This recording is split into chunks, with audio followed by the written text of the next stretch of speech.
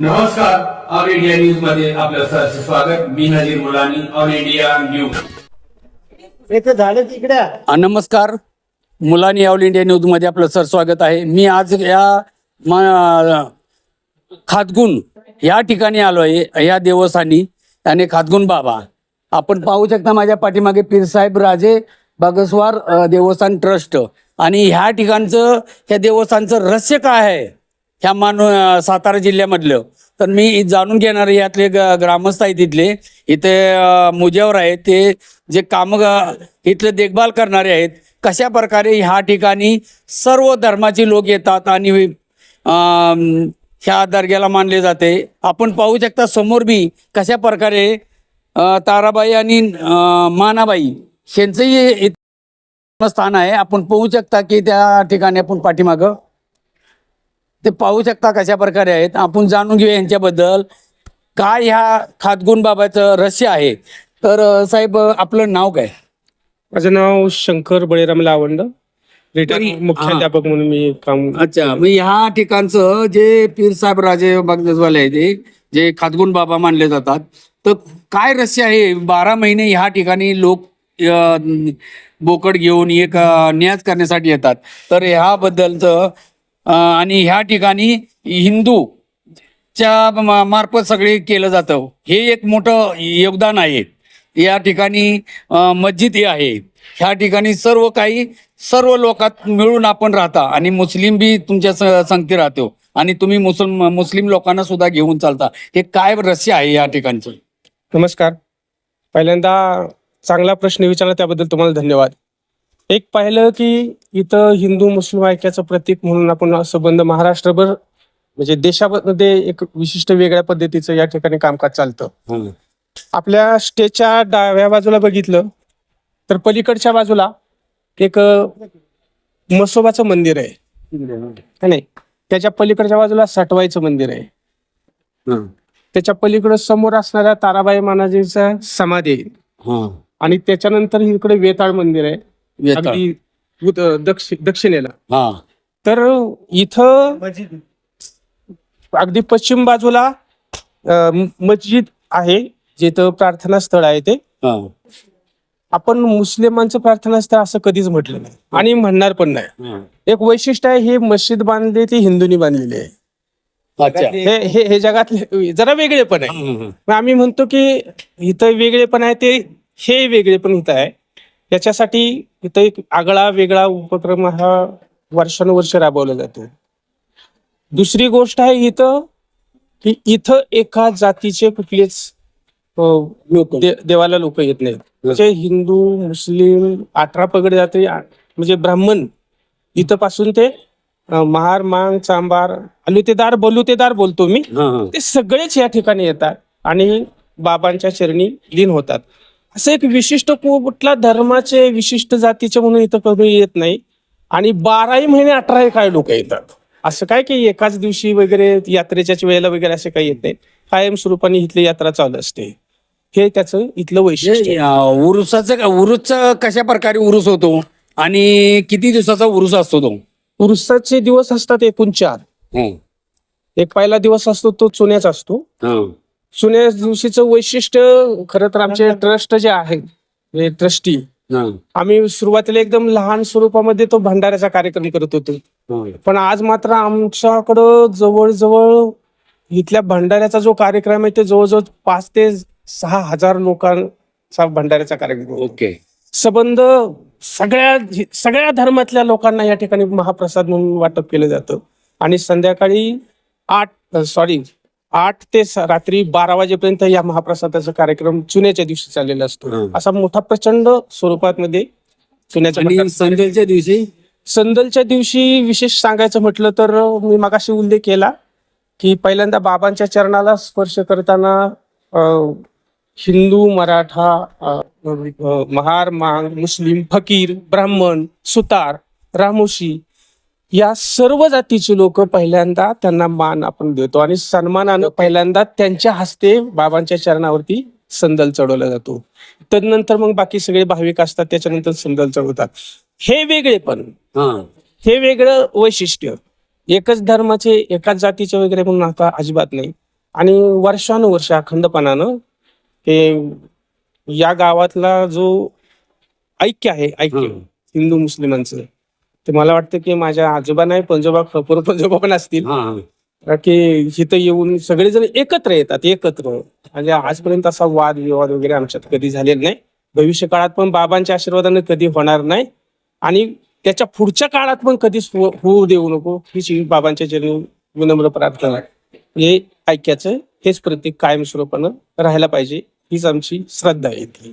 या ठिकाणी उरुसच्या व्यतिरिक्त नेहमीप्रमाणे जे दुवा पडली जाते आणि फात्या दिली जाते, हे कोण देतं आणि कशा प्रकारे होते? नाही, इथं तो फकीर मुलानी म्हणून जे आहेत, आपण त्यांच्या मार्फतच इथं फात्या दिला जातो. अगदी 50-60 वर्षापूर्वी बाबा जे म्हणत होते, म्हणजे आमचे बंधू, त्याला सबळ मान्यता आहे. म्हणजे भाषेत कुठलं अडकलेलं नाही. नाही, बरोबर. मराठी भाषेत पण दुवा मागितला जातो आणि हिंदी भाषेत पण, म्हणजे आपण उर्दू भाषेत पण बी करता आणि उर्दू मध्ये सगळं चालतं. माझ्याकडे खूप या अशी ठिकाणी अगदी खूप अशी उदाहरणं आहेत या ठिकाणी मित्र, की एक दिवशी बाबांचा असा चमत्कार कधी कधी बघायला मिळालाय. म्हणजे आता चमत्कार सांगायचे म्हणले तर म्हणजे माझ्या डोळ्यात देखत घडलेले चमत्कार. म्हणजे आम्ही चेअरमन असताना, म्हणजे पुण्याचे आपले ते कोण आपल्याला अशोक परदेशी म्हणून आलेले होते, त्यांच्या मुलाला नातवाला मला वाटते 15 वर्ष वाचा गेलेली होती त्याची. कोणी एक दिवस मात्र असंच भटकंती करत करत करत करत बाबांच्या दरबारात आले आणि पहाटे 5-3 वाजता असं एकदम मुलगा ओरडला एकदम मोठ्यानं. तिथं खरंच होता, मोठी वडाचे झाड होते त्यावेळेला. त्यांना ती लोक घडाघडा लोळत बाबांच्या चरणी नुसती रडत होती सगळी. हा एक चमत्कार नाही, असे हजारो चमत्कार बाबांच्या दरबारात घडलेले. त्यामुळं मी चमत्कार नाही म्हणत, तो साक्षात्कार. बरोबर. जया म्हणी जैसा भाव तया तैसा भगवंत ना. म्हणजे प्रत्येकाचा भाव वेगळा आहे. तो प्रत्येकानं भाव खरं तर अंतःकरणापासून बाबांची केलेली ती सेवा आहे, तर तो त्यांना तसाच. आता तुम्ही अलीकडच्या ह्या सगळ्या इमारती वगैरे बघितल्या तर सगळ्या भाविकांनी बांधलेल्या इमारती. आम्ही निमित्त मात्र होते. नाही, फक्त व्यवस्थापन करायचं ते आमच्याकडे घेतलेलं आहे, म्हणजे मिळालेलं आहे म्हणून घेतलेलं आहे. तर हे सगळ्या यात्रेकरूंचा त्यांच्या प्रपंचातला पैसा त्यांनी एक वीट होऊन प्रत्येकानं लावलेली आहे. असा बाबांच्या दर्ग्याचा जीर्णोद्धार झालेला आहे. म्हणजे आपण या देवासाठी कुठल्याही प्रकारचं मान सन्मान अशा प्रकारचं कुठलाही हे नाही. कोणी आला कोणाला आला त्यांना मान सन्मान देण्याचं आपण काम करता. अगदी थोडस त्याच्याबद्दल तुम्ही सांगा सर. आपल्या ह्या ठिकाणी ज्या खातगुण बाबाचे रसे आहे, नक्कीच काय हे मीही सांगितलंय, पण ह्याच्या पाठ अजून काय कारण असणार आहे की बाबा लोक एवढ्या प्रेमाने येतात, न्याज करून जातात आणि आपलं प्रेम लाभलं जातं मुस्लिम माणसाला इतर व्यक्तींना बी. भारतातल्या जवळजवळ 99.99% यात्रा जत्रा उरूस इथे त्याचा मान गावच्या पाटलाला देशमुखाला असतो. इथे देवस्थानला सगळा मान हा 12 बैत्यांना आहे. आलुतेदार बोलुतेदार त्यांचा पहिला मान आहे. बरोबर. काय मग सगळ्या पोट जाती सगळे समाज त्यांचा मान असतो. संध्या लावायला वगैरे ते लोक असतात सगळा, बाकी काय नाही. हे मला वाटतंय पुऱ्या इंडियामध्ये हे मला वाटतं देवताचं असं काम आहे, हे पहिल्यांदाच मी ही कहाणी ऐकल्यानंतर हे प्रकारे तुमच्या मी संपर्क साधण्यासाठी खास मी वसईवरून आलेलो आहे. मी दिल्लीचा पत्रकार आहे, जुल्मशे जंग 4 जर्नलिस्ट अवॉर्ड घेऊन आलेलो आहे. त्यानंतर मला कुठेतरी वाटलं त्या महाराष्ट्रात पहिलंच देवस्थान असे असेल की सर्व मिळून आपण सगळ्यांना सहकार्य करता, ही मोठी बाब आहे आणि मला सन्मान दिला पाहिजे, त्याला नाही दिला पाहिजे, आमचा अधिकार आहे, अशा प्रकारे आपण कुठलेच केलेलं नाहीये. म्हणजे सर्वांना घेऊन चालता, हे सगळ्यात मोठं बाब आहे. आजच्या तारखेला आजच्या जे घडीला चालू आहे त्याला तुम्ही कुठल्याच प्रकारे हे करत नाहीये आणि आम्ही जे पारंपरिक चालू आहे त्या प्रकारे आज नवीन पिढीला सुद्धा तुम्ही हे मार्गदर्शन देत आहात. ह्याच्याबद्दल काय बोलणार आहात? बाबांच्या दरबारात इथे ज्याला मोठं व्हायचे आणि ज्याला मोठा मान पाहिजे त्यांनी पहिला झाडू मारायचा, साफसफाई करायची, देखभाल करायची. काय ही भांडी घासायची, तो मान सगळ्यात मोठा आहे. बरोबर. काय बाकी मान वगैरे असं काही नाही. ज्याला मेहनत करायची आहे, ज्याला पुढे जायचे आहे, त्यांनी मेहनत करायची, इथे सेवा करायची, तो मोठा. बाकी नाही. आपलं नाव? माझं नाव चंद्रकांत विठ्ठल लावंड. मी सेवानिवृत्त पोलीस अधिकारी आहे. अच्छा. काय रिटायर झाल्यानंतर इथे देखभाल करणे, सेवा करणे, बस हाच उद्योग आमचा. हे होते आज आपण पाहिले, त्यांचं नावही सांगितलेलं सर्व सांगेल.